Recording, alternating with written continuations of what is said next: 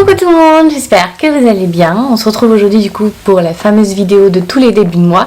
Il s'agit de la vidéo sortie livresque du mois d'octobre. En vrai on est plutôt gâtés, on a 2-3 sorties de séries qui sont plutôt bien. On a des nouvelles aussi qui arrivent, donc je suis plutôt contente. Il y en a que j'ai vraiment hâte de lire, voir ce que ça va donner.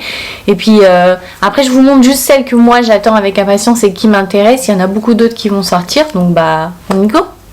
Alors on commence avec le 4 octobre, il s'agit de Sing Me Forgotten qui sort chez l'édition Big Bang.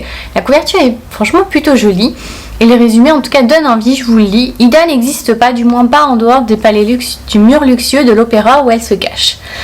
Ida est née maudite, portant le marque de celles qui savent manipuler les souvenirs. Jetée au fond d'un puits à la naissance, elle a été recueillie par Cyril, le propriétaire d'un opéra. En échange de sa protection, il lui demande d'utiliser ses pouvoirs pour sublimer les souvenirs et les impressions des spectateurs et surtout de ne pas se montrer. Mais Isa enfreint cette règle quand elle rencontre Emmerich, un jeune ténor qui sème le trouble dans sa vie solitaire.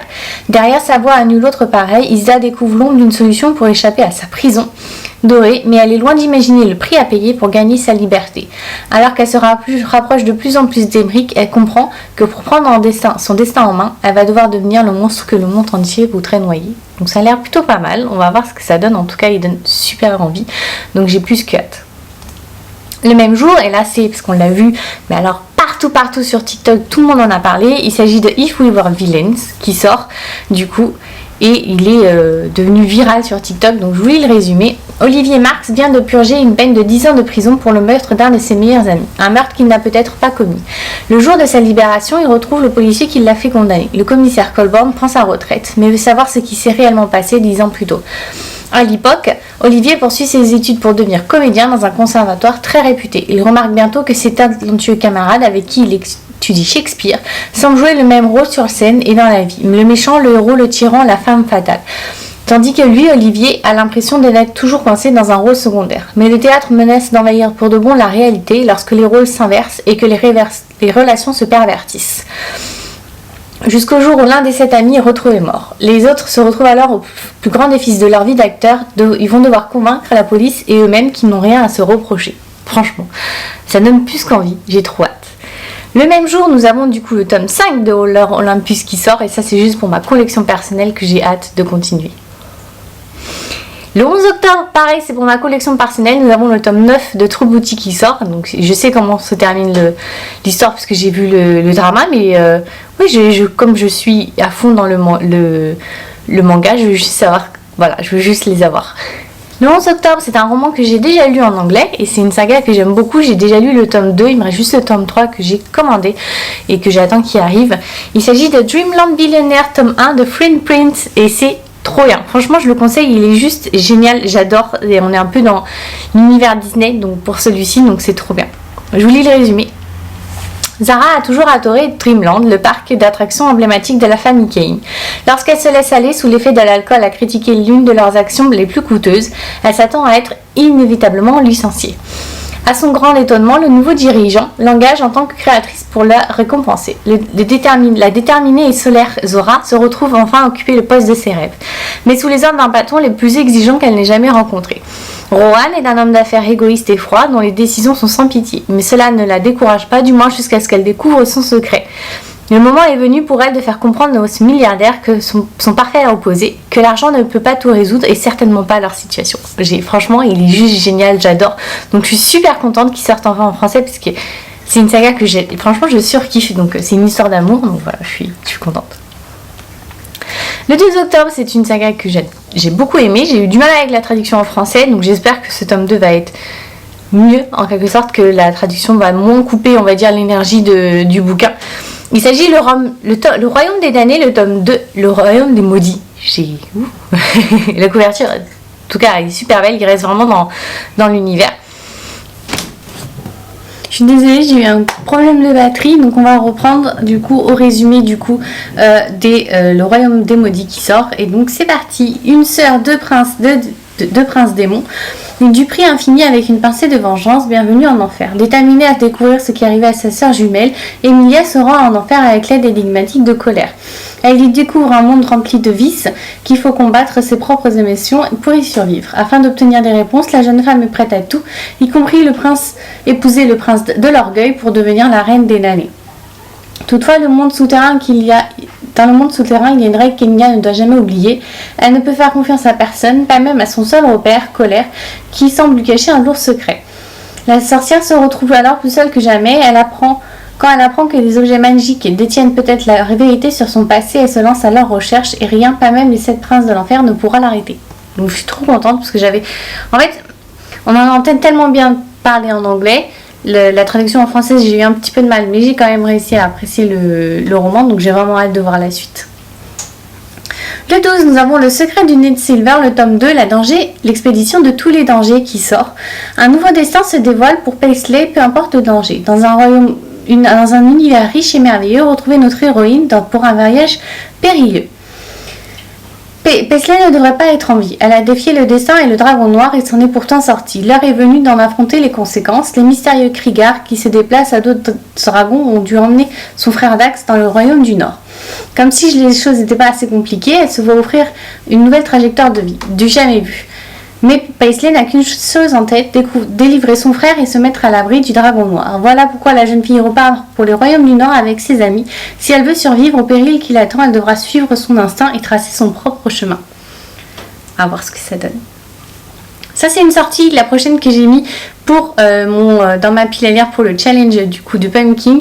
Il s'agit du coup Stelling Infinity, le tome 2, Ruling Destiny, qui sort le 12 octobre. Je vous lis le résumé. Contrôler leur destinée depuis qu'ils ont passé les portes de l'Académie Grey Wolf, mon monde s'est désintégré. Ici, le temps peut être manipulé, transformé.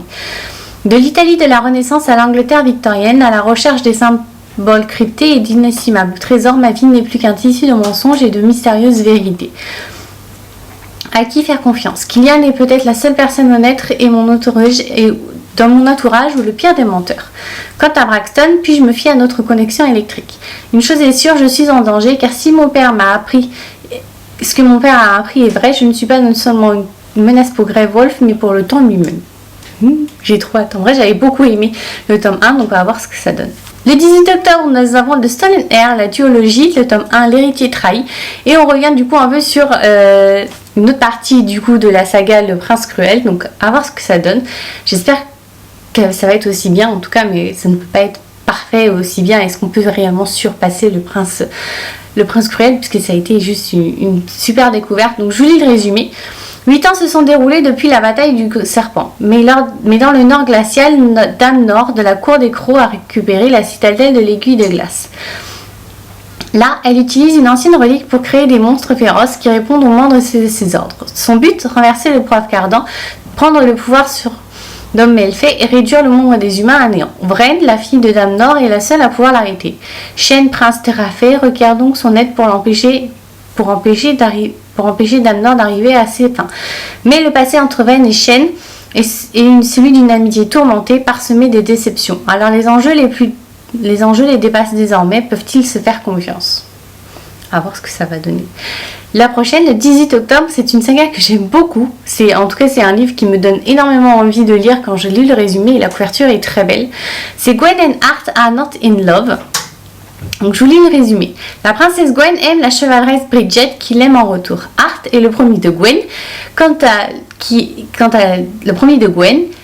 lui, aime le doux Gabriel, le futur monarque et le frère de Gwen. Qui ne sait pas si par hasard il ne serait pas aussi attiré par le fantasque Art. Rien que ça, c'est pas un triangle amoureux, c'est un carré amoureux.